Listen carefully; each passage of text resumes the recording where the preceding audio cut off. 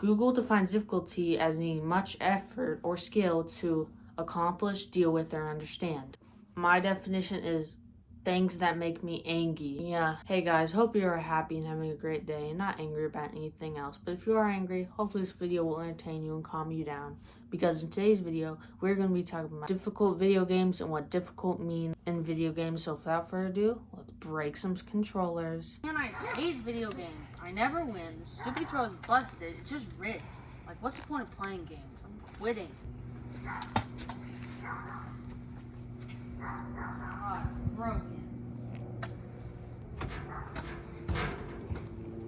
Alright, now in my personal opinion, I'd say older games are much harder than newer games. Whether that be because game devs aren't trying as hard or Reddit.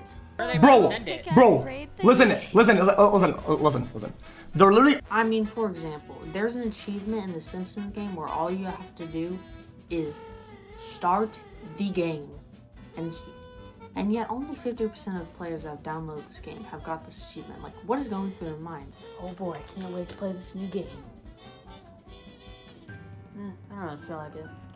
But with some research, I might rethink my opinion. Yikes. Because, oh my god, some of these open world sandbox games take way too long, like 72 hours. Like, bro, touch graph. But first, I think we need to establish what difficulty means in gaming. Now, I think there are two types of difficult. There is skillful difficult, like games like Cuphead and Dark Souls that mean you need to have skill and be good at the game to progress through all the levels and complete the game. And there is grinding difficulty. I don't know a better way to put it, but this would be for games like, and these games are much more tedious and long, but they don't require as much skill as some other games to complete. They just take forever. For instance, Arkham Knight, Batman Arkham Knight, Super Mario Odyssey, or Hogwarts Legacy. Those games take forever, hours and hours spent to complete the game. I mean, Batman Arkham Knight has 110 trophies to platinum. This game will take you weeks upon weeks if you want to have a normal life to platinum. But I don't know why you'd actually play. Like, bro, nobody likes Batman that much. Anyway, let's get into some of these great games and talk about why they're difficult and just give you more than explain. I think we should start off with a well-known game. You might have heard of it. It's called Cuphead. Yeah, at a glance, Cuphead just looks like an old retro, old-timey game about two little cups that got themselves into trouble with the devil, but you'd be highly mistaken. Now, Cuphead is basically just one massive boss rush where arguably the game's difficulty increases as you progress through the game, which makes sense. Luckily in this game, there are special perks that you can equip, like extra hearts, special moves, and different types of shooters, like heat seeking and a barrage. This game never feels stale. There's always something happening. If you blink, you die. Well, not literally. I didn't do it! This game will not hold your hand. There's so much crap on the screen, you basically have to be like Neo and dodge everything and become Ultra Instinct Goku.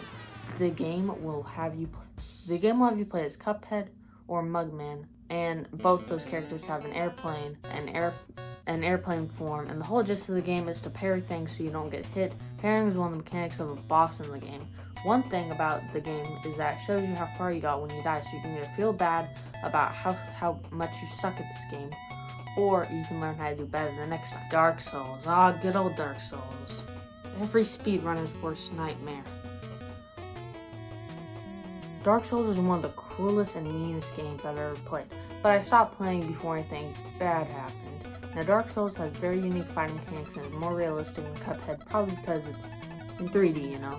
You have to roll, dodge, block, and do pretty much anything to live.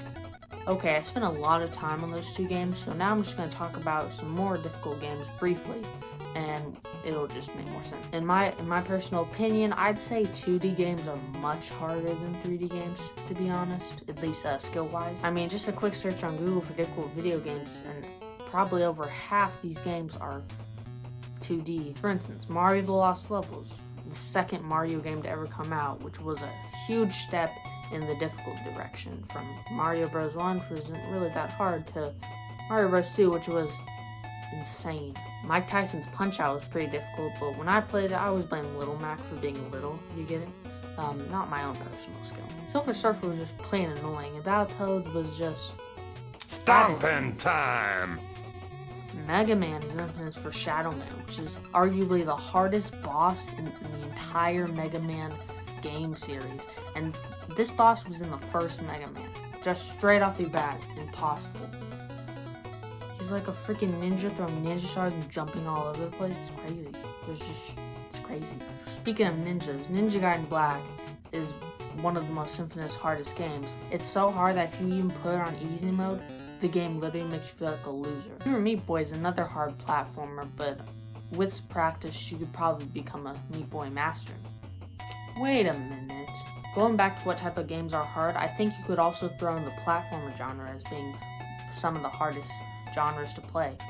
Probably just because it's very difficult and linear. And in conclusion, who knows what's hard and what's not. I'm not a game developer. I really don't know anything. I'm just somebody making a YouTube video. I'm not even that good at video games. I mean, I played Dragon Ball Z Kakarot, and after an hour, I could not get past the next level on Namek, and I looked up as if there was an easier mode, and there are people looking up if there's a harder mode, so, gee, what do I know? But, what are our takeaways? 1, platformers are usually difficult. 2, 2D games are usually difficult. And 3, older games are usually difficult. And 4, our 2 types of difficulties are skillful and grindy. I don't know how else you say. I believe it is probably hard to make a balanced game that's both hard and easy and enjoyable to play.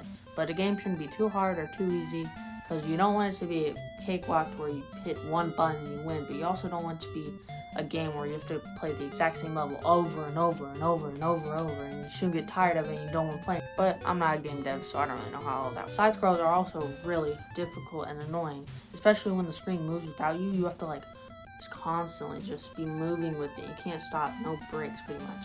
It's just very annoying. The game's pretty much just forcing you, pushing you away to move with it. Also, RPGs could theoretically be some of the hardest games, but once you get good loot and like level up, it's easier. So it's more of a, I put it in the grindy category, I'd say. Now, the reason I didn't talk about any battle royales in this video is because those rely more on RNG, but also take tons of skill, and I just don't think it's worth mentioning. I think we should focus mainly on single player games because it's easier to define skill and find where the skill is in those. Also, some of the ways these games make fun of you and just like make you feel bad about losing is kind of cruel. Like in Batman Arkham Knight, going back to those games again, I mean the whole Arkham series, if you die, the villain from the level that you're playing will literally just like go up and talk to you and like tell you something obnoxious, which is pretty annoying. There's a Metal Gear Solid game that will put a baby's bonnet on you if you play in easy mode, so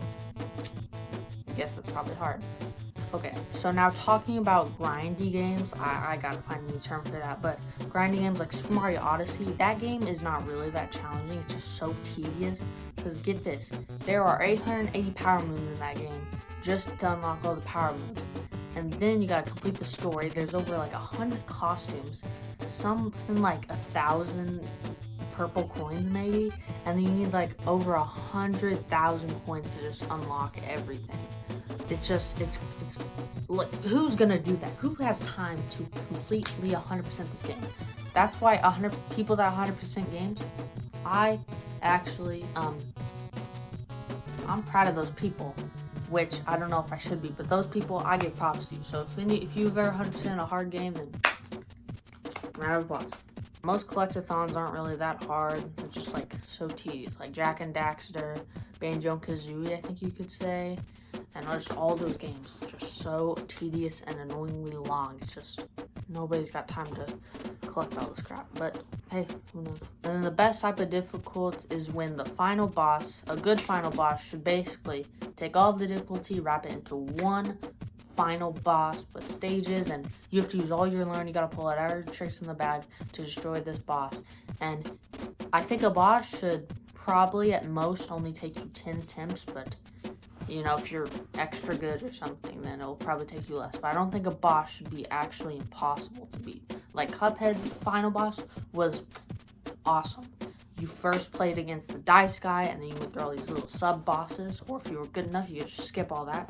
And then the devil was the perfect final villain, because, you know, at the beginning of the game, you kind of had, you had interaction with the devil, and it's been leading up to this, and then all that stuff.